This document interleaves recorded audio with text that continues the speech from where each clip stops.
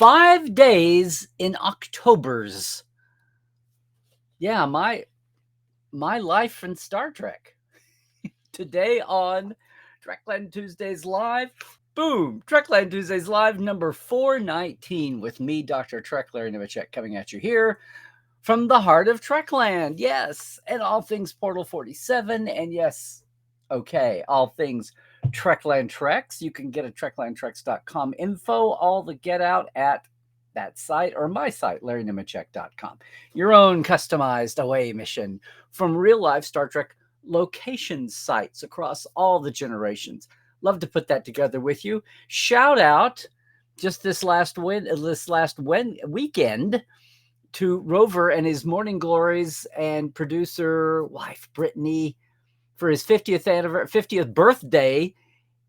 They took a Trekland Treks and we had a lot of fun on Saturday. He's an iHeart Radio DJ morning show out of Cleveland, but they're nationwide everywhere.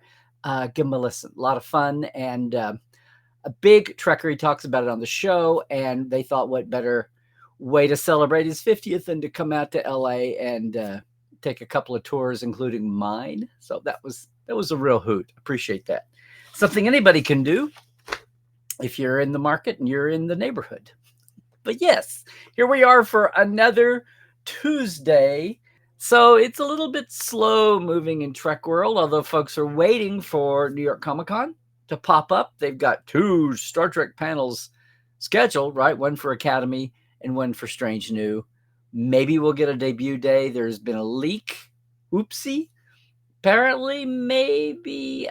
This is what passes for news. People are getting their panties in a wad over whether that leak about January from one of the actors, totally innocent. And 2 months from now, 6 months from now, no one will give a rat's ass. But for now, maybe it's January. We'll see. Mid-January, late January, who knows? But that's what's passing for news and excitement these days. Maybe there'll be more out of New York Comic Con this weekend. So here's what's funny. I was wondering, didn't have a guest this week, wondering what was going on in the greater Star Trek universe, in the greater Trek sphere. And I looked at my own calendar. And, we have anniversaries now marked up here. There's so much. 15 years ago, I used to post. I used to, Twitter and Facebook about Star Trek anniversaries because nobody else was doing it because no one was. The world was new. And now everybody and their dog, that's the easiest thing in the world is people database Star Trek anniversaries now. So that's kind of like pointless. 1 million people are doing it. Why keep doing it yourself? So if I do post about a landmark day, I bring something personal to it. Either something about me or an angle that I have on the bigger event. And so I hope you're enjoying our Instagram channel. They come and go. We get in a spurt and then I back off. And then, Scott helps me with that part too. And so thanks, Scott, for that and the reminders and the pokes. But I looked at the calendar for October and I thought, okay, here's some that I should be doing and done in the past. And then I thought, wow, these particular personal anniversary dates for me, and sometimes they blend into the larger Star Trek, right? Sometimes it's my niche of a big event. Sometimes it's something that happened to me in my career or in my fandom. And then I kind of did a meta and thought, wow, this is saying a lot. This is what I mean, okay? So I say I'm looking at these in October and it's a meta. It's a moment of history in my corner on it. For instance, I missed the day, but then again, I never celebrate the day. The whole world makes a big deal about Next Generation debuting on September 27th. Well, Next Generation Day, that was the first day anybody in the world could see it, but that was not its debut day for the entire world because Next Gen, like DS9, was syndicated and every city had its own air date, which decided by that market, that station that owned it, that rented it, that carried it in this amazing business changing paradigm model that Paramount came up with to bring Next Generation, to bring Star Trek back, and not at the whim and always being on the bubble of some stupid, huge, big network. They could take it to it was direct casting, right? And we talk about this all the time. We talk about it on the Trek Files, on Portal 47. But what that means is, city by city, Next Generation has a different debut date to you or to that city, depending on where you lived. And of course, in good old Oklahoma City, it was on Sunday nights after the local news at 10:30, because that's where they had moved the original Star Trek to, and Channel 4 remembered that and wanted to put it there. Why dump it at 10:30 on Sunday night? Well, they said, what else is going to get this good of ratings at 10:30 on Sunday? Which has its own silly station manager, ad director, sales director, programming logic. Anyway, that's a long story. I've talked about what happened after Best of Both Worlds with that strategy. But that is why my premiere party, that's why my memory of all this, and this is our flyer, gang, see? This is why it is down for October 4th. That was Sunday, October 4th. And here, it's a flyer. It's like a band flyer. This is what you did, right? We didn't have screens. We just had copiers if you were lucky. And okay, fine. Hand lettered, the whole bit. It's 1987. Oops, did I say that? Guys. It's that, okay, how about a map to your house? Because I was always big on maps and things. So there you go. And we had about 10, 15 people at my duplex, and a good time was had by all. And Claire Stevens McMurray, who just recently passed, but was a bulwark of Star Trek and sci-fi fandom and actual space fandom, a mainstay of the Oklahoma Space Alliance, Citizen Space Group. I can remember what she said at the end of the final cut came off of Farpoint, final scene fades out, go to commercial, and Claire said, "Gosh, a super alien? This wasn't a Gene Roddenberry show, was it?" And of course, that's exactly what was going on. But we were all excited, and we stuck with it, and it was creaky at the time, but it was the only Trek there was. And how could you not follow it and hope that it just got better?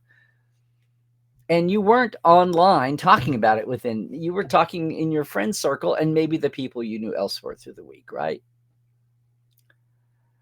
And then maybe you wrote a letter to Starlog or maybe Interstat if you were in the know about your feeling. Otherwise, you kept it to your circle of fan friends. Anyway, we had a lot of fun with that. But again, I looked up to see my personal take on a Trek event, and at the same time, it's a chance to remember that September 27th was not the universal premiere date. And a lot of folks around the country had to wait a few days, and some folks in lucky remarks, we were the absolute last friggin' people in America. 10:30 Sunday night, when LA, who was a Monday market, would have it, and others were too. But we were the last night before LA would have it on Monday. I remember going to Steve Walker's Denver Starland Cons. And one of the cool things was, because it was syndicated, if you knew somebody who worked at a TV station, you could find out when the satellite downlink to the station was, where they would copy it. They would copy the episodes and then show them. They had tapes as backup, but the most efficient way, by the high-tech 80s, was to uplink and downlink, and your local station would just capture it. And Starland would always have on Saturday night, would show the Monday episode early. So we got to watch it early. But in Oklahoma City, at SuperCon and then at my ThunderCon, we would capture that. Thank you, Channel 4. And we would show it Saturday night. So Sooner and ThunderCon attendees got it a whole night early. You got to see it a day early. Woohoo, what a boost it used to be. But that was fandom. Anyway, I'm looking at my October calendar and I see that. And then I see another anniversary. The October 9th. Now that I'm backtracking, right? I went back to the 4th, but this is in the future. So coming up, October 9th is no, we're not to 10th yet. We're still at the 6th anniversary, 7th anniversary of the second edition, the 2018 edition of Stellar Cartography. Gang, I have to be honest, this is not a royalty residuals product. It's Amazon. It's subsidiary Amazon, but I got paid up front. So every time I say, here it is, go buy one, if you still can, I'm not getting anything from it. There you go. I'm not getting anything from it except pride of what we were able to do and update everything for the time. So you had like the 10 maps out here. You had this huge, wonderful case, and, the book inside. I've been so privileged and honored to sign a lot of these for folks, but we finally made even more sense. We took Jeff's last edition in 2002 through the first couple of years of Enterprise. Up in 2013, updated Enterprise, the sliver of Prime at the JJ movie, the whole thing about the Romulan supernova, which was going to get reworked, but now has been the basis of so much of the more modern lore, including people's beloved Picard. So much to update. We had this through the first season of Discovery. It needs an updating, although I'm thrilled to say that Tim Peel on the graphic staff is enough of a fan and a devotee. And thank you to John and Marion and everybody in 2017 for sending the Discovery folks, writers and graphics, all of our cartography, because this stood on the backs of Mike Akuta's shoulders, and then Jeff did the lion's share work with me helping, based off of my original impetus to jump into Star Trek. Well, backgrounding. And then the second or third iteration of that was making sense of the stars by the charts we had at the time. So we went from the layout in the tech manual to the layout in the short-lived, rarely seen Star Trek maps in the cardboard pouch. And then finally, Mike came up with a big picture system of the quadrants that he came up with for the Price season 3 TNG, and then started to fill this out. Well, if here's the quadrants and here we are, then here are the Klingons, Romulans, and here's the Cardassians, and the Borg are way over here in the Delta. And from those bare bones, and if you haven't heard me talk about this at a panel sometime, or a Roddenberry 3D avatar presentation, I think that's still on YouTube. It's a lot of fun. And there is a logic and a sense and a huge overlap with real astronomy and science. Dr. Aaron and I brought my old format out and that I do with space scientists, and I did it with Dr. Aaron on the cruise last year. It's a lot of fun to compare the real science, the Venn diagram of real science and Star Trek overlapping. But the thing that was an honor for me was the 2013 edition, and then the update here. And it needs another update, although, as I say, Tim's done a lot of the work for the higher end stars. There's lots of mentions and things that still need fleshing out. But this was the coolest thing in 2013, the original edition. We hadn't had anything this cool for nonfiction folks. I mean, when I was a kid and we had the tech manual and we had the blueprints and we had the medical reference, and then we had different editions of star charts. We hadn't had anything cool like this since the 0203 book by Jeff about star charts. And we had the down years. We had the fallow years for Star Trek, and nobody thought there was any money in anything Star Trek, especially as aside from the novels and comic books. So it was a real thrill to be a part of this and to get Star Trek updated and do things in these books. I did it in 2013, but basically choreograph the Dominion War and make it make sense in the old school way that we did first generation. Well, now it was time again. You took what was there, which it turns out was not much, because anyway, so many reasons. I've talked about it before, but it was just a real thrill. But the stellar cartography and things like David Goodman's 150 Years of the Federation book. There was a time there when they were trying to do flashy merch in the fallow years, when there was not Trek being cranked out every week. There was not this madcap pace to keep up with. And you could kind of take a breather and take stock. And, what do they call that? The 50,000 foot view, not the meta view, but just the big picture. Take a breath, pull it together and do that. And that's why something that I had done out of the gate as a kid and found Jeff Mandel long distance because I wrote to him about the medical reference stars as homeworlds and how the Klingons being closer than the Andorians made no sense. So that was not a panel that Doug reproduced as part of Keiko's schoolroom in DS9. So that was not canon. Still don't know about being 4 days away from Earth. Kronos being 4 days away from Earth at warp 5, Max. That still rankles me, but that boat sailed. That ship has sailed, as we say. But that anniversary, that's the 8th anniversary on October 9th. The very next day is really personal because the very next day is the anniversary. October 10th, 2015 is the 10th anniversary of my first guest night in Portal 47. Yeah, can you believe that? Can you believe that? That's why it's the 10th anniversary this year of Portal. Just to let you know right now, the open house, which is free to everybody if you just register with an email, the open house 10th anniversary is going to be Wednesday the 22nd. That's still being finagled, but right now that's only in a couple of weeks. If you're on my list, you'll get notice of it.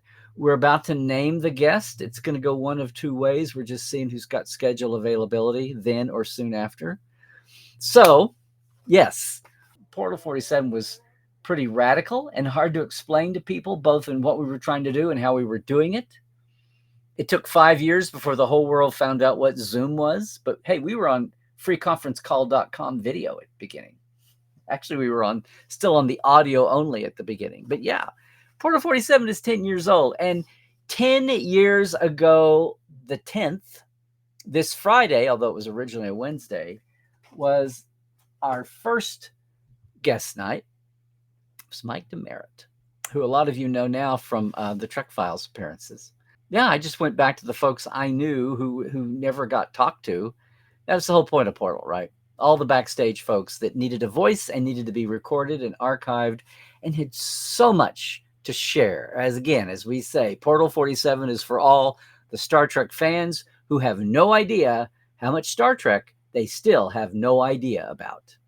That's been my goal. Of course, with the open houses, we have a top-line guest who you probably have heard from, but you probably don't hear it in the Trekland way, in the Dr. Trek way. So whoever we work with, we'll take a long view. It won't be sound bites and latest little clickbaity headlines. It'll be a long view. And of course, people have the opportunity to ask questions from the chat or send questions in ahead of time. But also open house is about a sample of the Ask Dr. Trek Roundtable, basically an open mic. And we'll have door prizes and all of that. It'll be available on Zoom with an address that you get when you register. Also, when you register with your email, you'll get into the drawings for cool. I mean, I've got DVDs and books over here stacked up to give away that night. We usually have 4 or 5 door prizes because it's a virtual open house. I'm going old school here, updated. Hey, this was pretty radical in 2016 when we did the first anniversary. So yeah, it's the 10th anniversary open house for Portal 47. Stay tuned. We'll be announcing, folks, who our guest will be, but that will be tentatively Wednesday, the 22nd. But keep your eyes and ears open. 10 years for that. What's wild is then it's this year on October 13th. Here's day number 4, right in this half of October string. It's wild how this was within a couple of years, and thanks to Portal 47, I started Trekland Treks, the day tours.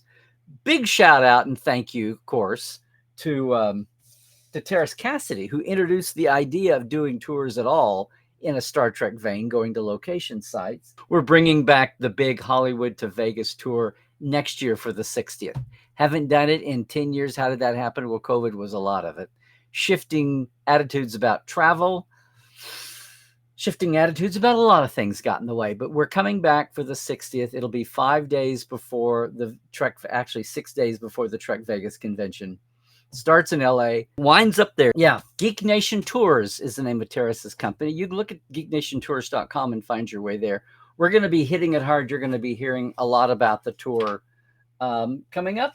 And even more so than we did 10 years ago at times, we will have some of your favorite actors, some familiar faces talking about the places that they worked and the locations they filmed at. To me, the locations are cool enough as it is, but we'll have some celebrity focus there at the same time. But that's the big multi-day tour coming next year. October 13th, 2017. Was it Colin from Ireland? Irish couple was my first Trekland trek. They planned it with me, as anyone does, got in touch. I'd been advertising it, but I hadn't done it. It was time to flesh it out. So took all the information I have about venues. We worked it out.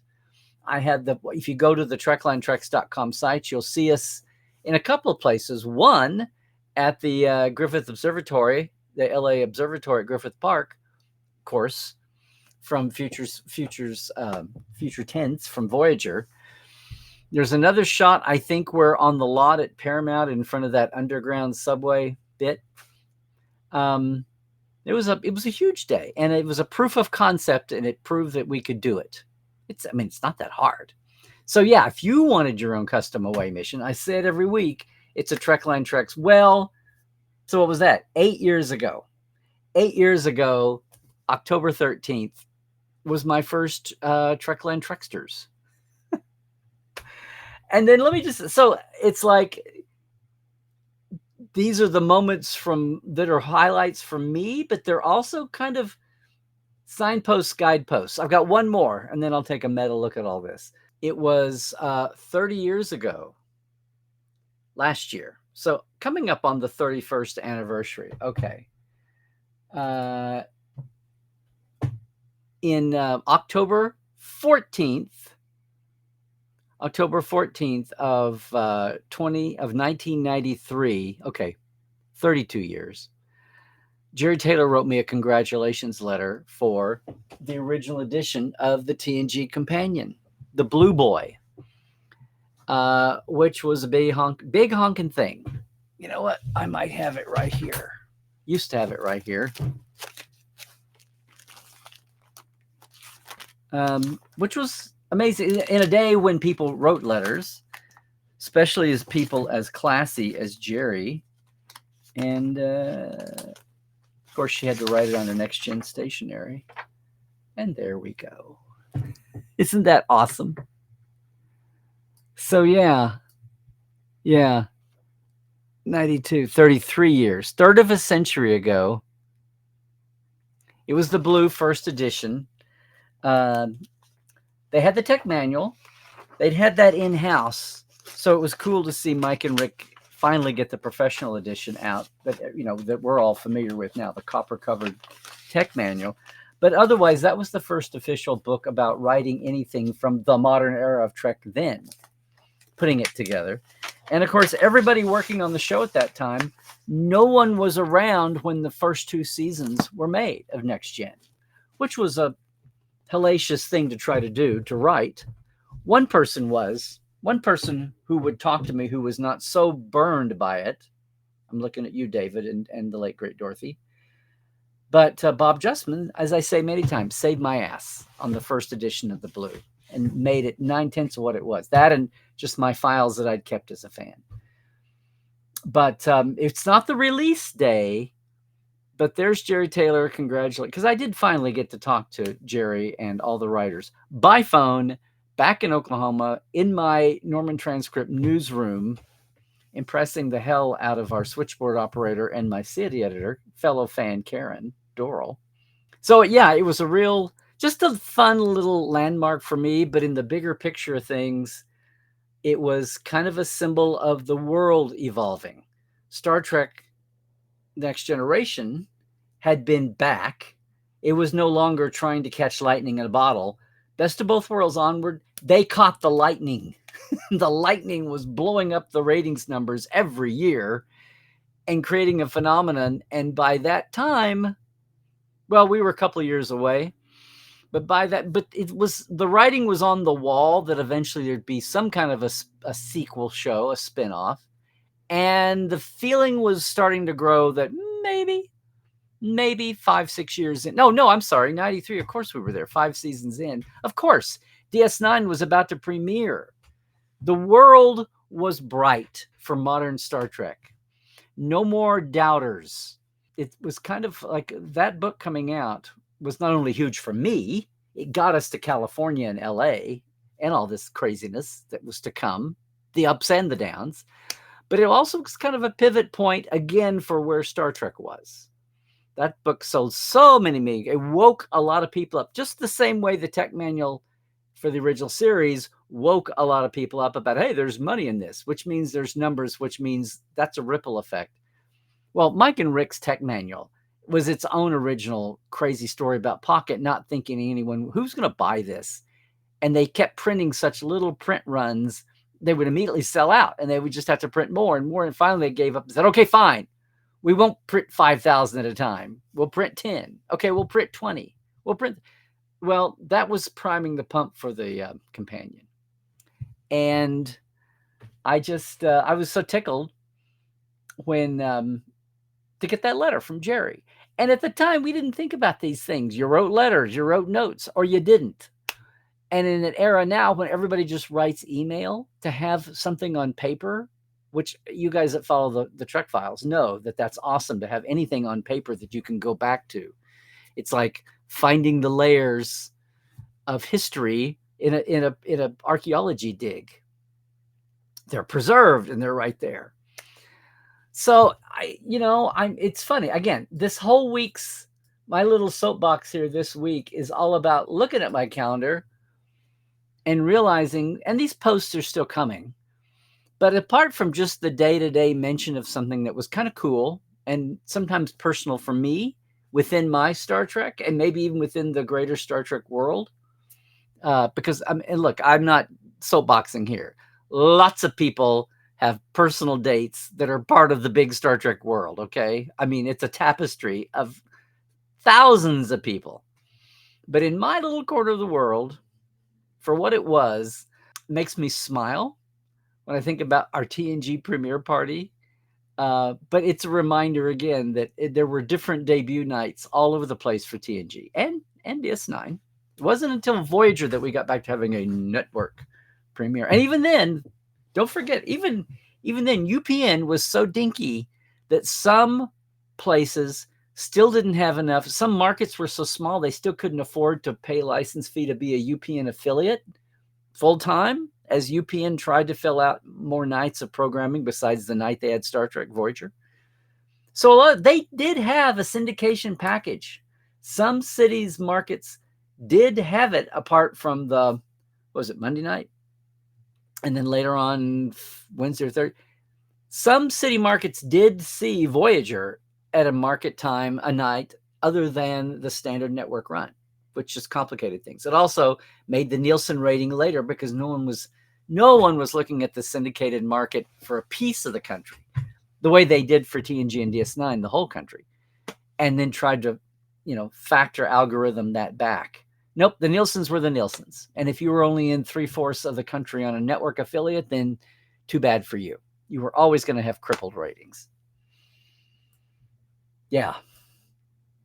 So that's so funny. My TNG premiere date, Stellar Cartography, what it meant for nonfiction cool products. Even the second edition, right? The purple nebula. Try not to get the green. It's not horrible, but if you want the updated edition. And Amazon, the sellers are not crooks, but they are bad about not knowing, not caring, and the IMBD numbers are the same a lot of times. You think you're ordering the 2018 and you get the 2013. And even when you complain, they're like, what are you talking about? It's hard. It's hard. That's why I try to get people to buy it when you see it, because the mail can be a hassle. I know. And Portal 47 will always be near and dear to me, to prove that finally there was even a small business model that could work and outside of the needs of licensing. because you could do this on a scale, and it's all the nonfiction, it's all fair use. You're talking about people and their memories, and you're doing that, and also getting folks recorded who deserve to be recorded, and fans hearing those stories firsthand and getting to ask firsthand. And that's just the guest side. Of course, Portal is more than just the guest nights, but that was the first guest night, October 10th. Trekland Treks, another way to enjoy your fandom that was kind of revolutionary, and still is. There's still nothing like Trekland Treks. I'm not talking about the tours. The Star Trek tours are at the stages, and that's James Cawley's licensed thing. It's wonderful. Go, go, go. It's amazing. But the same feeling you have standing on those sets is the same feeling you have. Yeah, Vasquez rocks, and yeah, you can go there, but we'll hopefully give you a great supportive and information-filled time while we fought the LA traffic ins and outs, plus Tillman, plus all the famous and infamous places. It's a different kind of critter. I don't know. I told you I was going to go personal this time, and then Jerry's letter about the companion was part of the shakeup of, and the staff being aware that now these resources are there, and the staff being aware that they had a spotlight shown on them for the first time. I had, in the early days there, had like post producers say, why do you want to talk to me? Like, I'm not an actor. What do you want to know what I do? Because that's part of the puzzle. And if we don't talk about this, your story goes away. Part of the show, the reasons, the whys and why nots, that's lost to history. And plus, people just need to know. It's a puzzle how TV is made in the first place.